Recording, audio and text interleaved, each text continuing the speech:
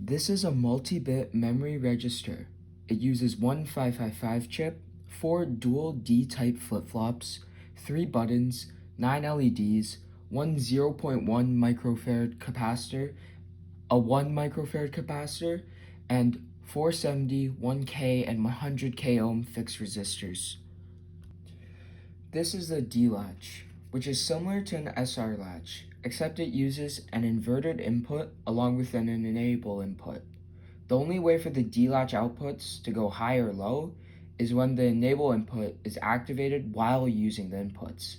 D-latches are 1-bit memory circuits, and when we have 4 D-latches, we end up with an 8-bit memory circuit.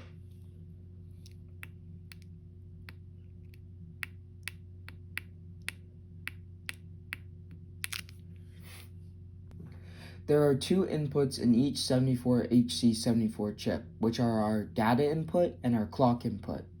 These allow us to change the outputs of each bit being stored.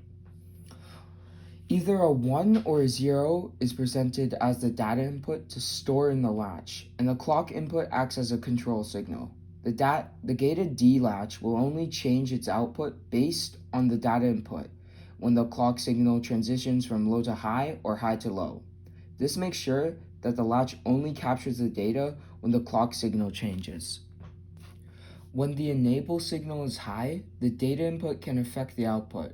When the enable signal is low, the latch keeps its previous high or low and isn't affected by the data input. The Q output is stored data, while the not Q is the invert of Q. Q state depends on the data input, the clock input, and the enable input. Each chip has both clear pins wired to all the other chips' clear pins in order to reset all D latches at the same time. All the clock inputs are wired together to each chip. All the Q outputs are wired to the data inputs in order for the information to shift over to the next chip, representing our inputs as an 8-bit binary number. Here are 2 examples that I'm going to use to represent as our binary numbers. So my LEDs, this is the 1, this is 2, this is 4, this is 8, this is 16, 32, 64, 128. So for 227, we want 128, we want 64, and we want 32, because that adds up to 224.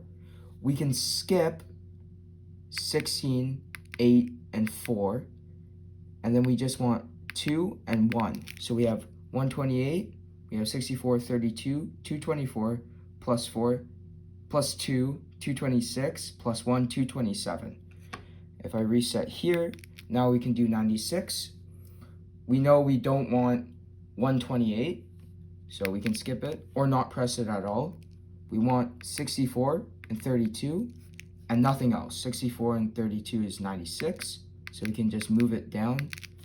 So as you can see, we have no 128, we have a 64 and 32, no 16, no 8, no 4, no 2, no 1. So yeah, thanks for watching.